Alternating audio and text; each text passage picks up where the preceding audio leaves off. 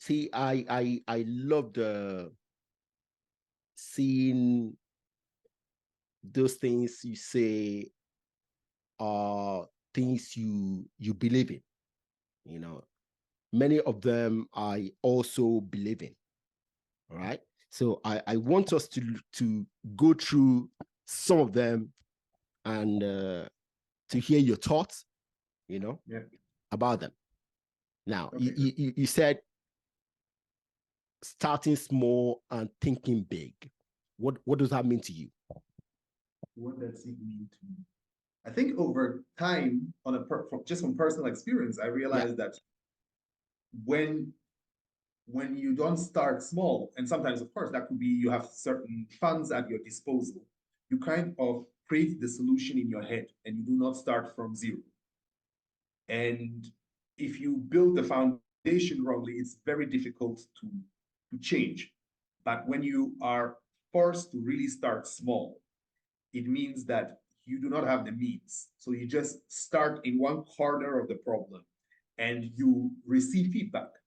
I mean, as an entrepreneur, that could be, yeah, you go out, you get market feedback. People tell you straight into your face because you are starting so small that you are doing so many things yourself. You Yeah. really experience it versus starting big. Yeah, that issue or that challenge that you look at something, you see the problem, you create a solution that you think is suitable. And for instance, yeah, you can see that with a lot of people in Africa or coming foreigners, but it can also be people that lived outside for a while and have seen the solution and think, yeah, I'm coming back. Simple. This is what we need to do. You build a solution and people are not using it, but it's because Yeah. you did not fully understand the problem. You didn't got the market feedback. So that's kind of it from an entrepreneurship Yeah. perspective. The other thing is that if you really set out to solve a challenging problem, it means that it would have been solved. If it's really challenging, there is more to it than you think. So nobody has the answer. So you kind of you start small, and once you start small, you obtain more and more and more insights, and you kind of reduce the degree of uncertainty. And over time, you now get to the answer. And I will use my personal example with the venture builder that I'm creating. So the company is called Boxplay.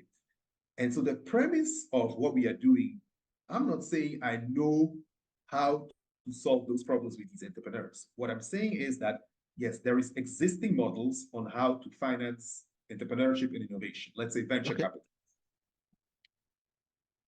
They were not created with our system in mind. And the large funding pots are not necessarily sitting with us. So there is an issue there already because one can only invest in something that one understands to an extent, at least. Yeah. If you say, oh, 70% of a society is unbanked, yes, a foreigner can easily understand that can be understood. But there's many problems that they would not be able to understand. Therefore, they cannot finance or invest. So they determine kind of the problems that get solved. Yeah. Because entrepreneurs now tilt towards where they can get investment from or what the problems they know. If I set out to solve this, I can get funding. And it means that to an extent, there is a lack of early stage financing for a particular set of problem and also for a particular set of entrepreneurs. And that is what I want to solve. I want to solve or I want to create an early stage financing model for the African market. And of course, we always say African, but it still has the contextualization. It has different, I mean, even within countries, if you go to Nigeria, financing an entrepreneur in Lagos is not the same as financing an entrepreneur up north. Yeah. But it is, and what I see with that is that I see myself by doing this as an entrepreneur. I see myself as somebody that has to test and create that model and not as somebody who has the answers at the beginning. And so how we do that is take your own money initially, put skin in the game, give it to an entrepreneur, sit there with him, write the contracts, go through it, because yes, go to some authorities, experience what will happen, and build it up from there. And over time, gain one after the other insight.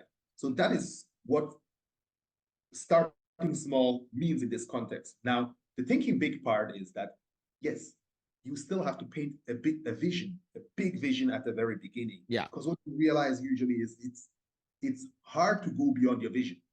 Because if you do not set the vision big enough and you achieve, it's like that organization kind of naturally deflates, because it's the vision, it's the North Star you created for everybody to look at. So for instance, in our case, we want to create a portfolio of companies solving the most challenging problems on the continent.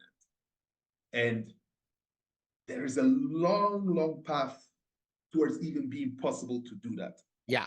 But the point is, even if we do not reach fully, there is so many insights, so many problems that we have to solve along the way. And that is kind of the thinking that, yes, the vision is really out there.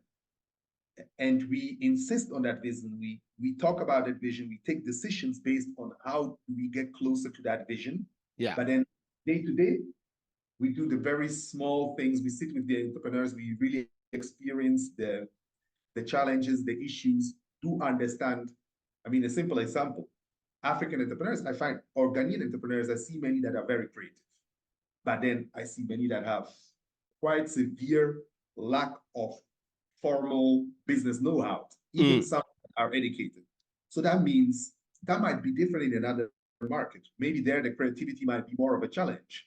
So, but here, what we need to do is, in that case, we need to bring in a support at an effective cost to kind of take away some of those initial basic burdens, be that accounting, be that legal, and whether we can do it for them, whether we can train them and mentor them to be able to do it, but it just has to be tailored to the local context. So that's in my example, starting small, thinking big. It's a good do I say idea? Yeah, I totally agree with you.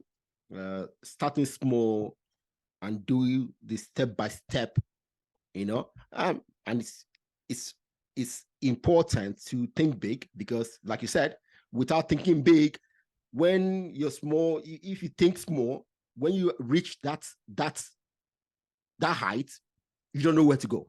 You don't have something else to push you further. That's very good. That's very good. So